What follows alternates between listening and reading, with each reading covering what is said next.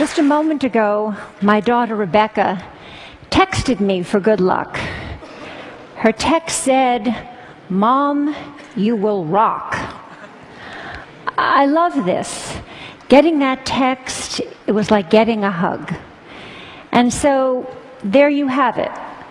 I embody the central paradox. I'm a woman who loves getting texts, who's going to tell you that too many of them can be a problem. Actually, that reminder of my daughter brings me to the beginning of my story. 1996, when I gave my first TED Talk, Rebecca was 5 years old and she was sitting right there in the front row.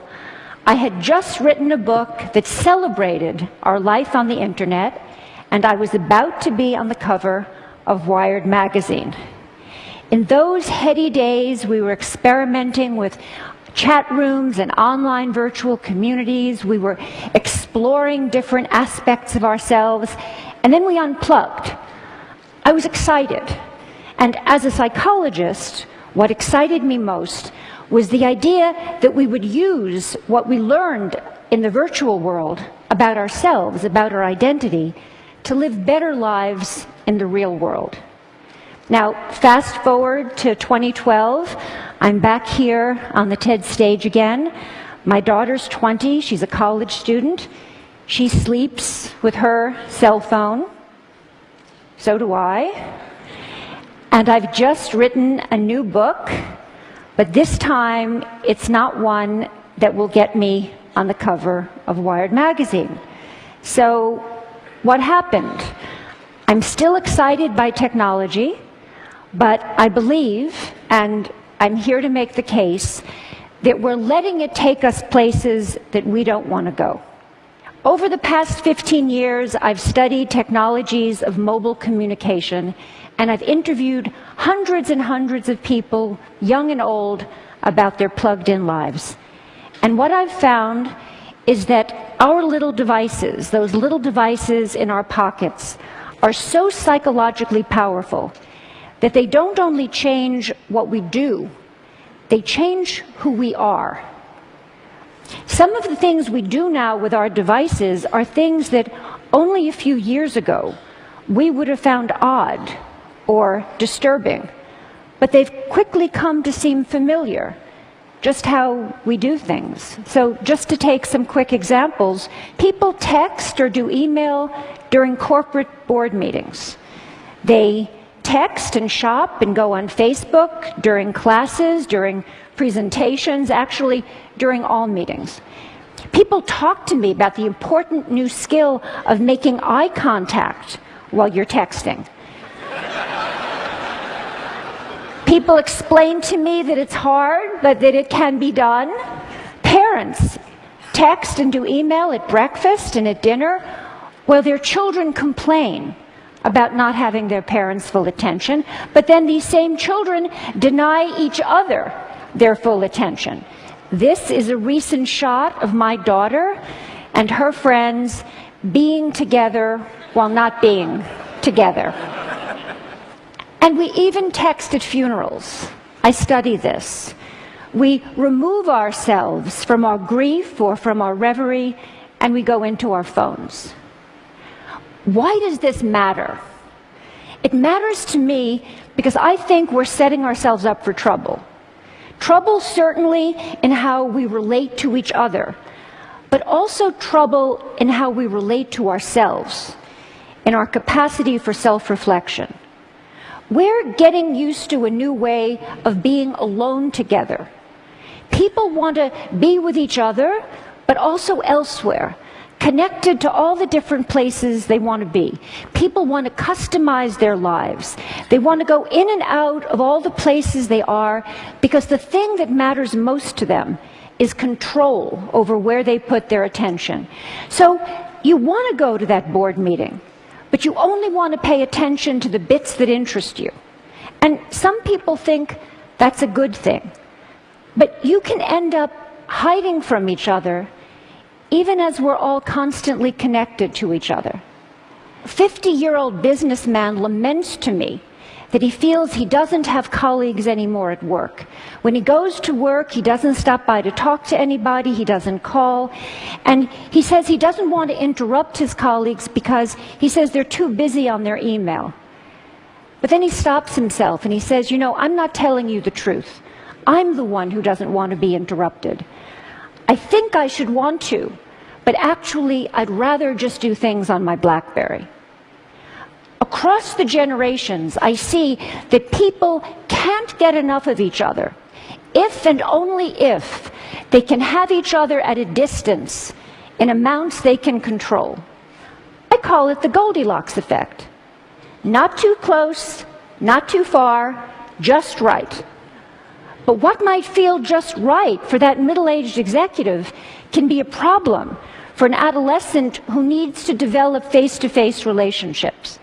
An 18-year-old boy who uses texting for almost everything says to me wistfully, someday, but certainly not now, I'd like to learn how to have a conversation.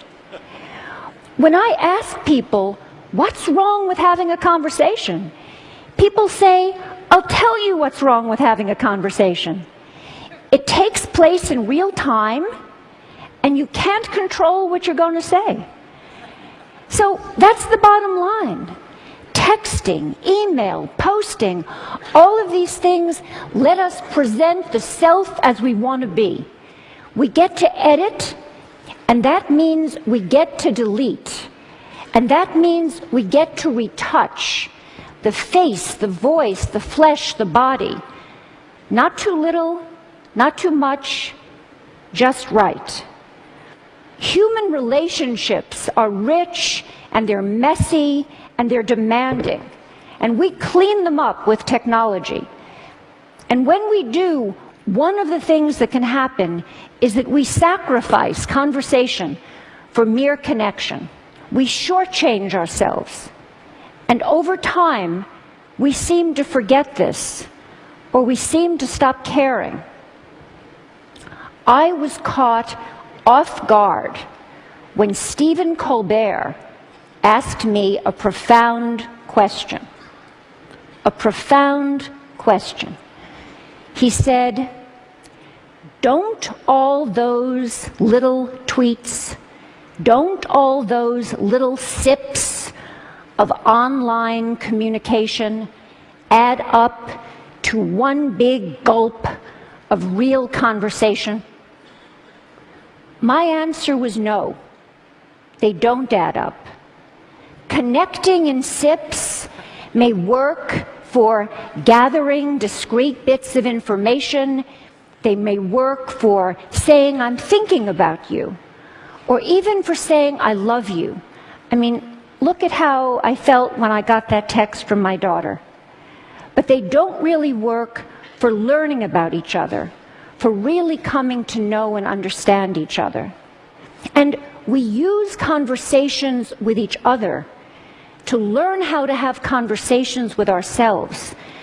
So a flight from conversation can really matter because it can compromise our capacity for self-reflection. For kids growing up, that skill is the bedrock of development. Over and over I hear, I would rather text than talk.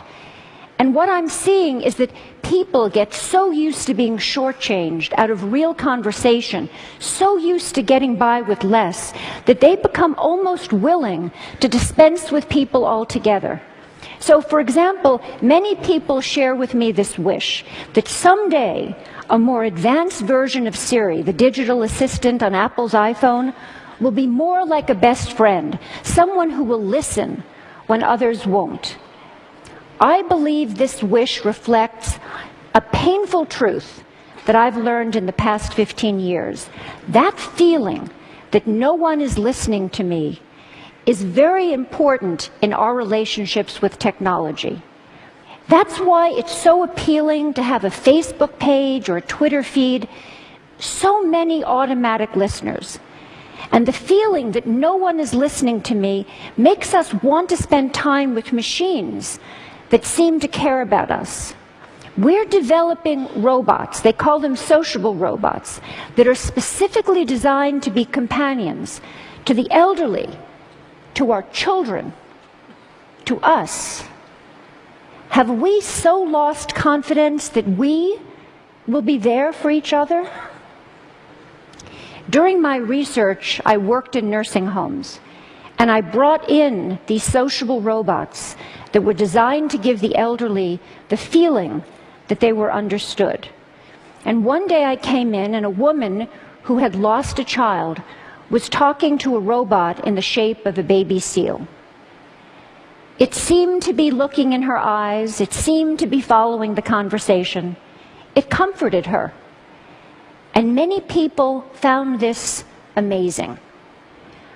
But that woman was trying to make sense of her life with a machine that had no experience of the arc of a human life. That robot put on a great show. And we're vulnerable. People experience pretend empathy as though it were the real thing. So, during that moment when that woman was experiencing that pretend empathy, I was thinking, that robot can't empathize. It doesn't face death. It doesn't know life. And as that woman took comfort in her robot companion, I didn't find it amazing. I found it one of the most wrenching, complicated moments in my 15 years of work. But when I stepped back, I felt myself at the cold, hard center of a perfect storm. We expect more from technology and less from each other. And I ask myself, why have things come to this? And I believe it's because technology appeals to us most where we are most vulnerable. And we are vulnerable.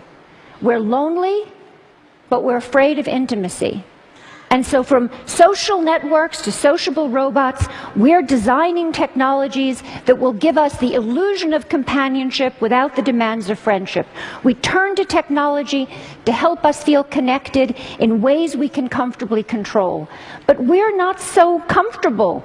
We are not so much in control. These days, those phones in our pockets are changing our minds and hearts because they offer us three gratifying fantasies. One, that we can put our attention wherever we want it to be. Two, that we will always be heard. And three, that we will never have to be alone. And that third idea, that we will never have to be alone, is central to changing our psyches. Because the moment that people are alone, even for a few seconds, they become anxious, they panic, they fidget, they reach for a device. Just think of people at a checkout line or at a red light. Being alone feels like a problem that needs to be solved, and so people try to solve it by connecting. But here, connection is more like a symptom than a cure. It expresses, but it doesn't solve an underlying problem. But more than a symptom, constant connection is changing the way people think of themselves. It's shaping a new way of being. The best way to describe it is, I share, therefore I am. We use technology to define ourselves by sharing our thoughts and feelings even as we're having them. So before it was, I have a feeling, I want to make a call. Now it's, I want to have a feeling, I need to send a text. The problem with this new regime of I share, therefore I am, is that if we don't have connection, we don't feel like ourselves. We almost don't feel ourselves. So what do? We connect more and more. But in the process, we set ourselves up to be isolated.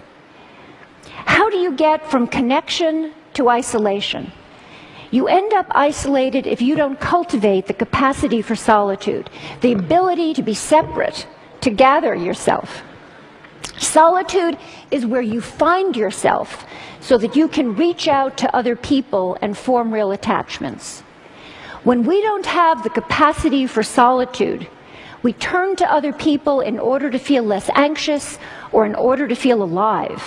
When this happens, we're not able to appreciate who they are. It's as though we're using them as spare parts to support our fragile sense of self. We slip into thinking that always being connected is going to make us feel less alone. But we're at risk, because actually it's the opposite that's true.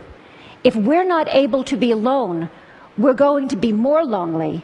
And if we don't teach our children to be alone, they're only going to know how to be lonely. When I spoke at TED in 1996, reporting on my studies of the early virtual communities, I said, those who make the most of their lives on the screen come to it in a spirit of self-reflection. And that's what I'm calling for here, now. Reflection, and more than that, a conversation about where our current use of technology may be taking us, what it might be costing us. We're smitten with technology, and we're afraid, like young lovers, that too much talking might spoil the romance. But it's time to talk. We grew up with digital technology, and so we see it as all grown up. But it's not. It's early days. There's plenty of time for us to reconsider how we use it, how we build it. I'm not suggesting that we turn away from our devices, just that we develop a more self-aware relationship with them, with each other, and with ourselves. I see some first steps. Start thinking of solitude as a good thing. Make room for it. Find ways to demonstrate this as a value to your children. Create sacred spaces at home, the kitchen, the dining room, and reclaim them for conversation. Do the same thing at work. At work, we're so busy communicating that we often don't have time to think. We don't have time to talk about the things that really matter. Change that. Most important, we all really need to listen to each other, including to the boring bits. Because it's when we stumble or hesitate or lose our words that we reveal ourselves to each other. Technology is making a bid to redefine human connection, how we care for each other, how we care for ourselves, but it's also giving us the opportunity to affirm our values and our direction. I'm optimistic. We have everything we need to start. We have each other, and we have the greatest chance of success if we recognize our vulnerability, that we listen when technology says it will take something complicated and promises something simpler. So in my work, I hear that life is hard, relationships are filled with risk, and then there's technology.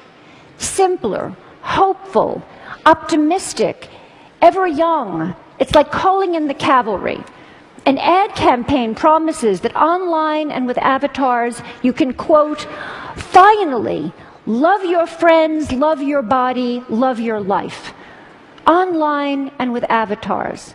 We're drawn to virtual romance, to computer games that seem like worlds, to the idea that robots will someday be our true companions. We spend an evening on the social network instead of going to the pub with friends. But our fantasies of substitution have cost us.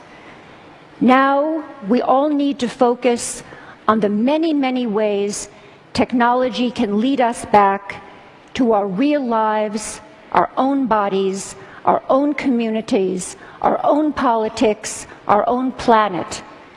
They need us.